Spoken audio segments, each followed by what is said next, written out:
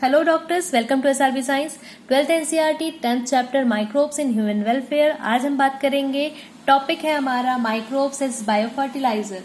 आज के दिन में अगर हम देखें तो डिफरेंट के टाइप के हमारे पास केमिकल फर्टिलाइजर अवेलेबल हैं, ठीक है। और इतनी ज्यादा हमारे पास आज केमिकल अवेलेबल है कि सिर्फ और सिर्फ प्रॉफिट के लिए हम इसका उपयोग करते हैं कि कम से कम टाइम में हमारे पास हमारी जो उत्पादकता है, प्रोडक्शन कैपेसिटी है, वो बढ़ जाए।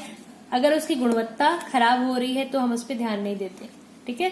तो गुणवत्ता खराब ना हो मतलब क्वालिटी, जो हमारा प्रोडक्शन है उसकी क्वालिटी खराब नहीं हो और किसी प्रकार की हार्मफुल इफेक्ट भी नहीं पड़े, ना जम सॉइल पे ना प्रोडक्शन पे। प्रोडक्शन मतलब जो फ्रूट हैं, जो हमारे अनाज हैं, जो भी हम उगा रहे हैं, मतलब किसानों की बात कर रहे हैं, ठीक है।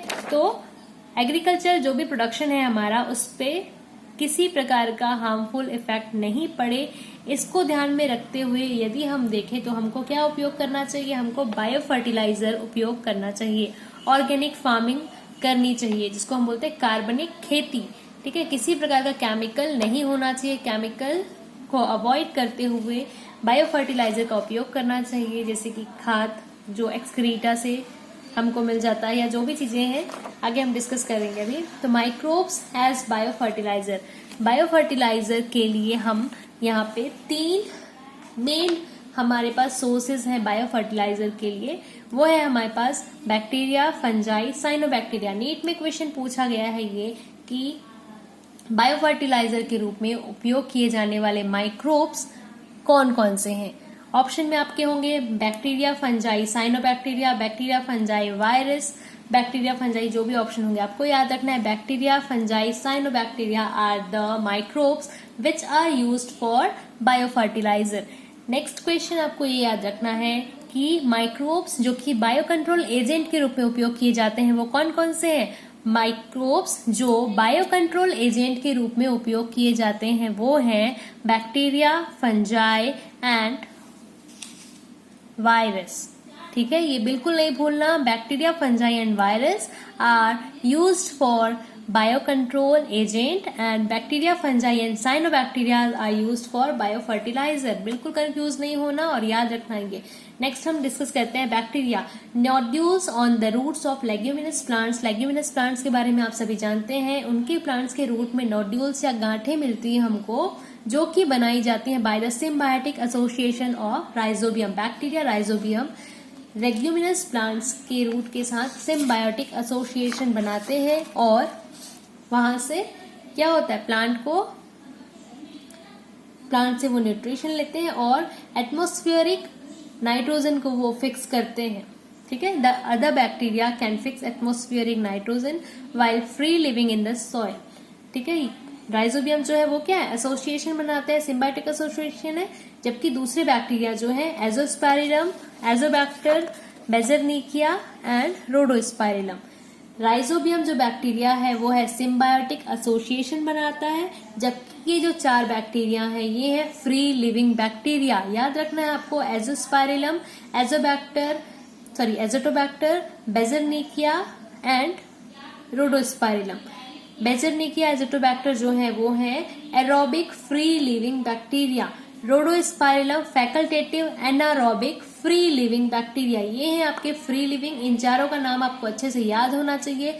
ये है फ्री लिविंग बैक्टीरिया जो कि नाइट्रोजन को फिक्स करते हैं, जबकि जो राइजोबियम है वो फ्री लिविंग नहीं है, वो नोड्यूल्स बनाता है लेग्यूमिनस प्लांट के साथ सिम्बायोटिक एसोसिएशन के साथ। ये 4 बैक्टीरिया के नाम यहाँ पे 5 बैक्टीरिया के नाम है, आपको याद होने चाहिए। राइजोबियम जो है वो फ्री लिविंग नहीं है, सिम्बायोटिक कनेक्शन बनाता है। एजोटोबैक्टर, एजोस्पाइरिलम, बेंजरनिकिया, रोडोस्पाइरिलम, ये आपके फ्री लिविंग बैक्टीरिया हैं। नेक्स्ट है बायो फर्टिलाइजर के रूप में उपयोग किया जाने वाला फंजाई। फंजाई इसमें आता है माइकोराइजा। माइकोराइजा एक सिम्बायोटिक एसोसिएशन है, एक आपका पार्ट है बोल सकते हो, या फिर एक ऐसा कनेक्शन है, ऐसी संरचना है, ऐसा स्ट्रक्चर है जो कि बनाई जाती है विथ प्लांट। फंजाई प्लांट के रूट के साथ ऐसा कनेक्शन बनाता है, इसको हम बोलते हैं mycorrhiza. Symbiotic association with plants, many member of the genus Glomus. Glomus genus के बहुत सारे मेंबर्स ऐसे होते हैं जो कि फंजाई के साथ माइकोराइजा बनाते हैं। इसमें आपको याद रखना है कौन से जीनस, ग्लोमस जीनस के। ओके, द फंजाई या the fungal symbionts in this association absorb phosphorus from soil and passes it to the plant। Fungi क्या करता है इसमें, फंजाई रूट के साथ कनेक्शन बनाता है और ये सॉइल से फॉस्फोरस, ये चीज आपको याद रखनी है, सॉइल से क्या लेते हैं, सॉइल से फॉस्फोरस लेते हैं और प्लांट को देते हैं। ओके, नेक्स्ट है रेजिस्टेंस। और क्या करते हैं ये, resistance to the root burn pathogen.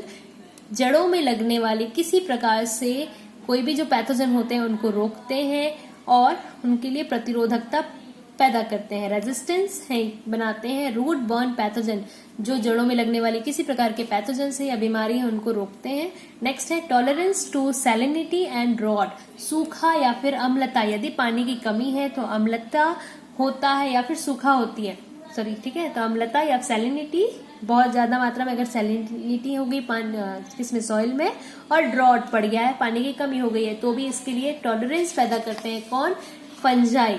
आपको याद रखना है कि फंजाई बायो फर्टिलाइजर के रूप में कैसे उपयोग किए जाते हैं या ये प्लांट के कैसे हेल्प करते हैं, प्लांट की कैसे हेल्प करते हैं, ये जमीन से या मिट्टी से फॉस्फोरस लेते हैं और प्लांट को पहुंचाते हैं। Resistance to root burn pathogens, tolerance to salinity and drought. Next हमारे पास है जो बायो फर्टिलाइजर के रूप में उपयोग किया जाने वाला माइक्रोब्स है वो है साइनोबैक्टीरिया। साइनोबैक्टीरिया ऑटोट्रॉफिक माइक्रोब्स होते हैं, ये एक्वाटिक एंड टेरेस्ट्रियल दोनों हो सकते हैं। 3 साइनोबैक्टीरिया के नाम आपके एनसीईआरटी में दिए हुए हैं यहाँ पे, एनाबिना, नॉस्टॉक एंड ऑसिलेटोरिया। ठीक है, एनाबिना, नॉस्टॉक, ऑसिलेटोरिया।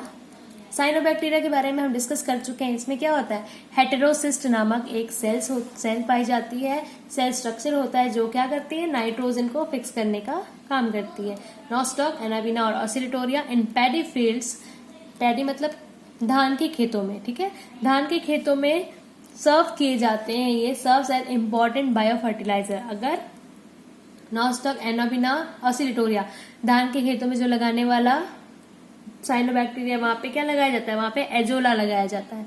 एजोला के रूट के साथ भी, एजोला के लीफ के साथ भी साइनोबैक्टीरिया बहुत ज्यादा मात्रा में कनेक्टेड रहते हैं। ठीक है, तो वहां से पैडी फील्ड जो होती है, धान के खेत होते हैं, वहां पे उसकी प्रोडक्टिविटी बहुत बढ़ जाती है।